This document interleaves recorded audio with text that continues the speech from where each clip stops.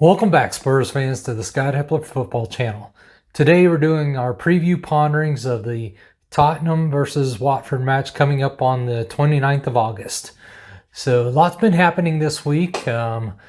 Spurs actually pulled through the UEFA Conference League, and now they're going into the group stages.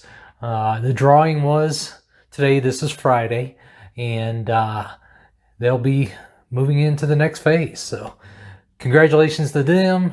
Congratulations to the players, the team, and it's an opportunity for us to continue to work forward in that competition and have a lot of young players play, or those that aren't getting regular first-time minutes. So allow them to see, can they contribute to this team? Because the bench has been an issue for at least 2-3 years now. We're just haven't been deep enough at most every position to be able to be competitive when it really matters in the competitions that we've been in. So, this was another chance to try to right that ship and see what happens. Some news. Nuno put out today in his interview is the only real injury we have is Joe Rodon and, of course, CCV, who, as I said before, I don't really consider CCV a first-team player. But so really, we should have our full complement of players going into this match. So if you haven't done it yet, please subscribe. It definitely helps the channel, helps support the channel, helps me be able to understand what does well, what you all want to see, and such. Hit that like button.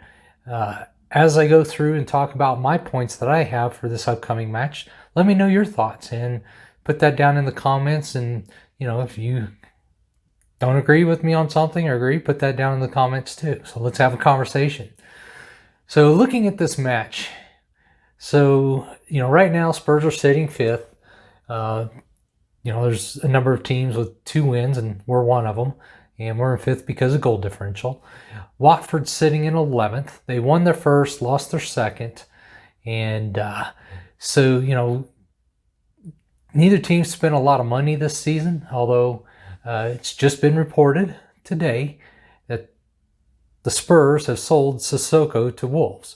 So that's going to bump up what they've actually outlaid for this transfer window a little bit. But, all in all, they're probably right around 20 million or so, maybe a little under. We're about 25 to 30 million that we've spent, actual outlay of money.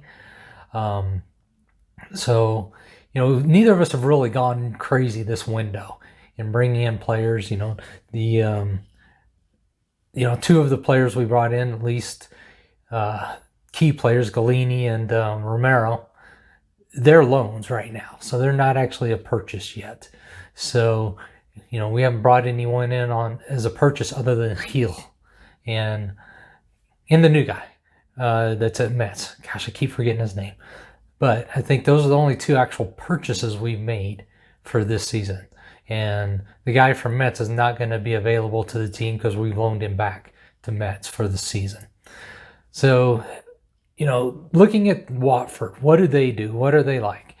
And they're back in the Premier League after a number of years of being out. And so far, what they like to do is run a 4-1-4-1 formation. So obviously, they like to really kind of solidify that midfield and protect that front line. They're pretty much a counter team. They like to counterpunch or counterattack a lot.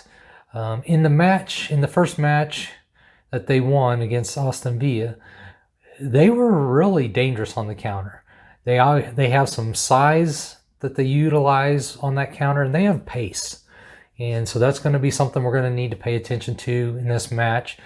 And they also are pretty big in the back and having some decent sized players in the midfield. So playing a lot of long air balls or long balls for someone to get on the end of, you got to clear that back line. You can't expect someone to go up against them and try to hold it up very often because they have size.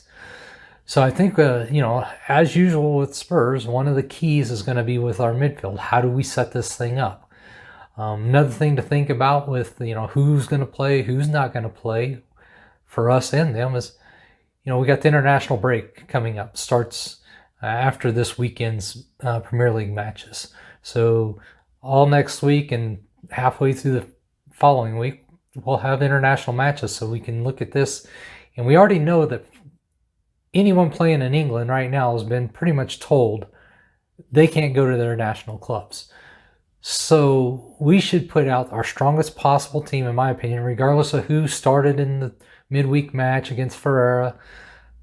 We should play our strongest team, in my opinion. And if someone can't go the full 90, that's fine. We'll bring in someone to replace them or move, shift things around. But let's just go with our strongest team and try to make sure that we get the best result we can out of this match, in my opinion. But there's definitely going to be an issue depending on how Nuno sets up this team. If he sets it up like he's done the first two matches, that 4-3-3, and then keep it nice and tight and compact through the middle and force everything out to the wings, I think that's our best option here too, because that will not allow them to counter up through the middle into our center backs, which I expect him to play Dyer and Sanchez still. And those are our weakest points on the pitch, in my opinion. They've had some decent results this year. I would say Sanchez had a pretty good match in the first one, but against Wolves, I actually found those two to have significant negative actions within the match. Even though we pitched a shutout and we won, there were numerous opportunities that Wolves should have gotten a result because of errors that those two made. And we could have just as easily lost that match as we won it, with the amount of errors those two made and Wolves just not capitalizing. And they had a difficult time against Traore, who's a speedy, big winger, and Jimenez in the middle. They really didn't handle them well whenever there was a few opportunities when our setup wasn't completely protecting those two.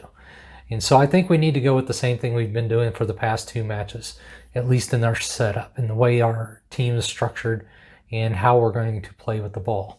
I know a lot of people feel like we should be opening up. This is a lesser team than Man City, obviously, and probably arguably the Wolves.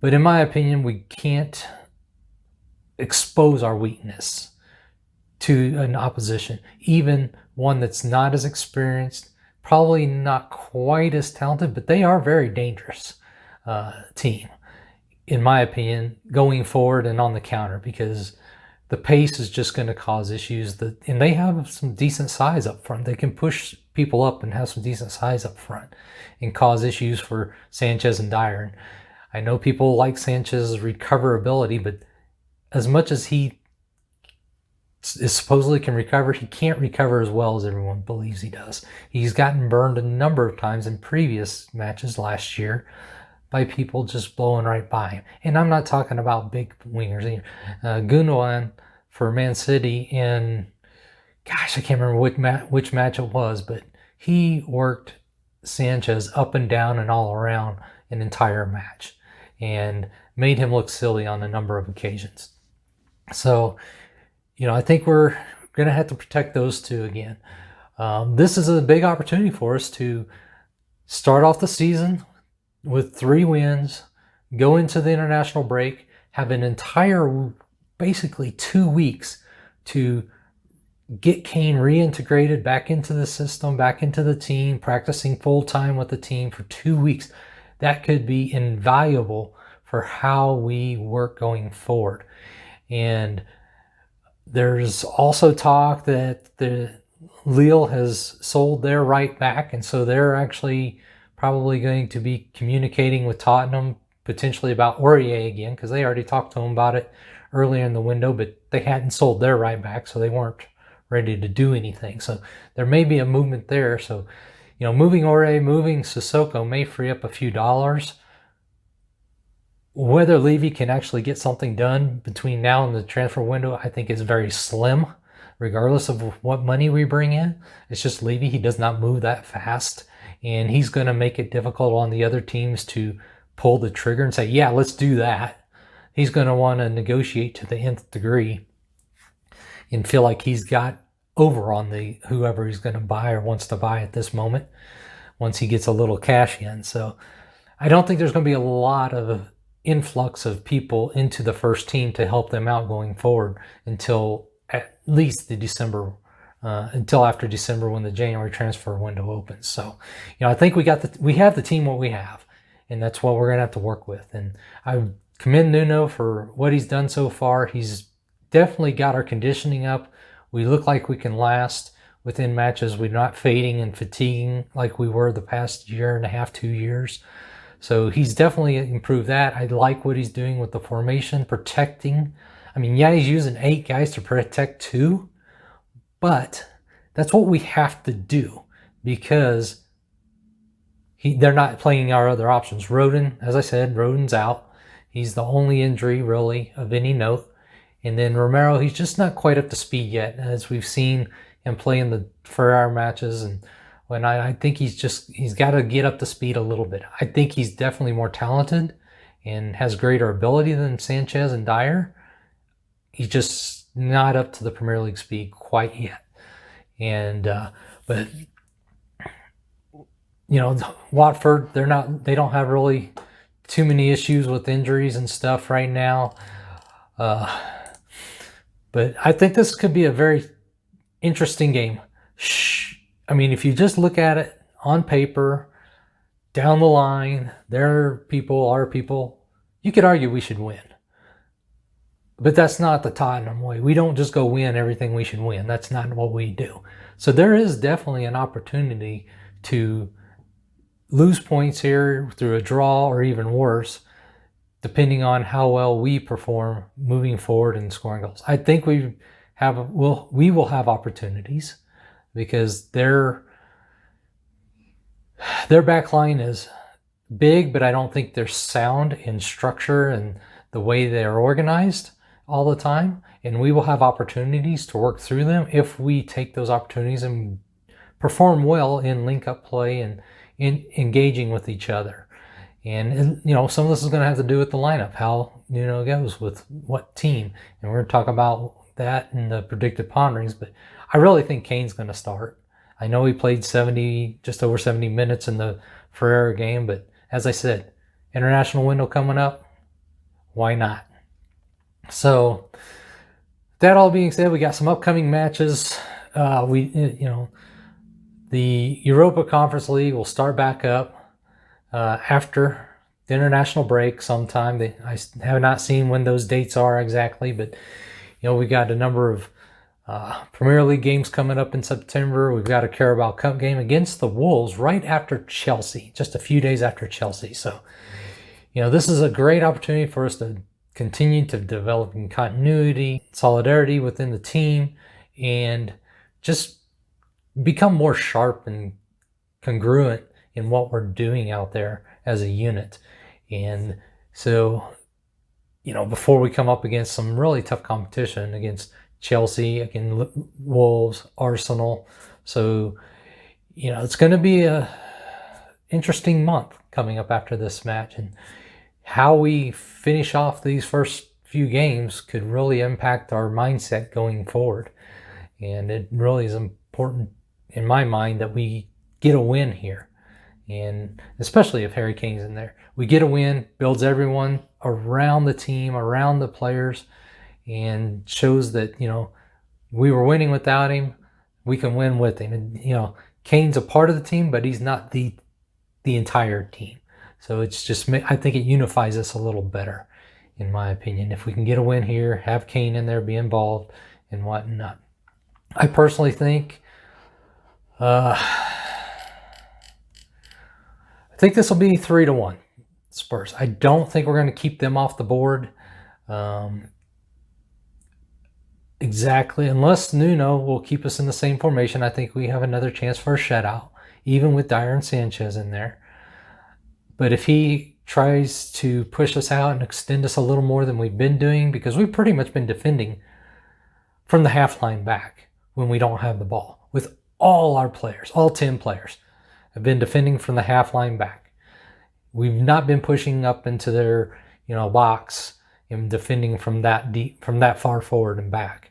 And so I think that will help us be able to keep the ball, and not just keep the ball, but keep them from countering against us, because that's where they're the most dangerous. Now, watching a little bit against Brighton pushed up high on Watford, so they can be susceptible to a high press. My concern, as I've kind of said, is if we extend and that high press gets broken, we are overly exposing those two delicate center backs back there if it's Dyer and Sanchez. And I don't know that that's the best thing for us. I'd rather us kind of start off a little more compact, a little more structured, go get a goal or two, and then if you want to try to put it away by pressing high a little bit and stuff, we can do that and go get another goal and just finish it off.